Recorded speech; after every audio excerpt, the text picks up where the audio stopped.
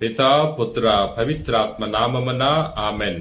ప్రభు నందు ప్రియ సహోదరి సహోదరులారా, ఈరోజు పునీత క్లారమ్మ గారి స్మరణను కొనియాడుతున్నాం. ఆమె మఠాధ్యక్షురాలు, కన్యక. క్లారమ్మ గారు ఇటలీ దేశంలోని అసిసిపురములో క్రీస్తు శకము 1193 సంవత్సరంలో ఒక ధనిక కుటుంబంలో జన్మించినది.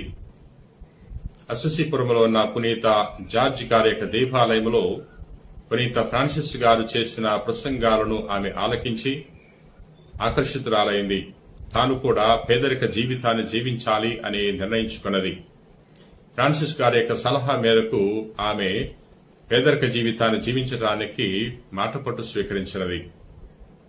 రానికమల ఆదివారం రాత్రి తాను తన పిన్ని మరొక సహచరునితో కలిసి అర్ధరాత్రి సమయంలో తన గృహాన్ని వీడి అడవి మార్గం గుండా ప్రయాణించి కొండ లోయలో ఉన్న ఫ్రాన్సిస్ గారి యొక్క దేవాలయం చేరుకున్నది. అక్కడున్న ఫ్రాన్సిస్ గారి యొక్క శిష్యులందరూ కూడా కాగడాలతో ఆమెను ఆహ్వానించి ఉన్నారు. అక్కడికి వెళ్లగానే ఆమె తన యొక్క అందమైన జుట్టును కత్తిరించుకున్నది.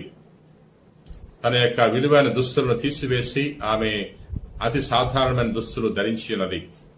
తలకు ముసుగుని వేసుకుని పేదరిక జీవితాన్ని జీవించాలి అని నిర్ణయం తీసుకున్నది.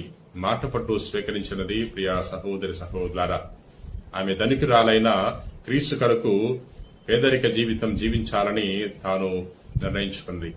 ఈ రోజుల్లో ప్రజలందరూ కూడా పేదరికాన్ని జయించి ధనవంతులు కావాలని ప్రయత్నం చేస్తున్నారు. ధనం సంపాదించినప్పుడు, ధనం మీద ఆధారపడినప్పుడు దేవుణ్ణి మరిచిపోయే ప్రమాదం లేకపోలేదు. ప్రియ సహోదరి సహోదరులారా, అందుచేత ఈ ఆధునిక యుగంలో క్లారమ్మ గారి యొక్క జీవితము మనందరికీ కూడా ఆదర్శము. మనకు ధనమున్నా లేకపోయినా ఆధ్యాత్మిక పేదరికం కలిగి జీవించాలి.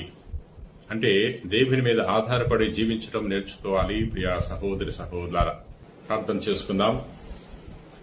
ప్రేమ కలిగిన ప్రభువా, దయగిన సర్వేశ్వర, ప్రభువా నేను స్తుతిస్తున్నాం, మహింపరుస్తున్నాం. ప్రభు, ఈ రోజున పునీత క్లారమ్మ గారి యొక్క స్మరణను కొనియాడుతున్నాం. పునీత క్లారమ్మ గారు ధనిక కుటుంబంలో జన్మించిన తాను సుఖాలను వదిలిపెట్టి సౌకర్యవంతమైన జీవితాన్ని వదిలిపెట్టి నీ కోసం పేదరికానికి అంకితమైనది. సమస్తము నీ కొరకే అంకితం చేసుకున్నది. మా చుట్టూ ఉన్న వారి యొక్క ఆధ్యాత్మిక ఎదుగుదల కొరకు కృషి చేసే గొప్ప మనస్సును ప్రసాదించండి. ప్రభు, ఈ రోజున ఎవరెవరైతే ఈ వాక్యాన్ని ఆలకించి ప్రార్థన చేయించున్నారో అటువంటి వారందరినీ కూడా నీ కృపావరములతో అనుగ్రహములతో నింపమని మా నాథుడైన క్రీస్తు ద్వారా మనవి చేయించున్నాం తండ్రి. ఆమెన్.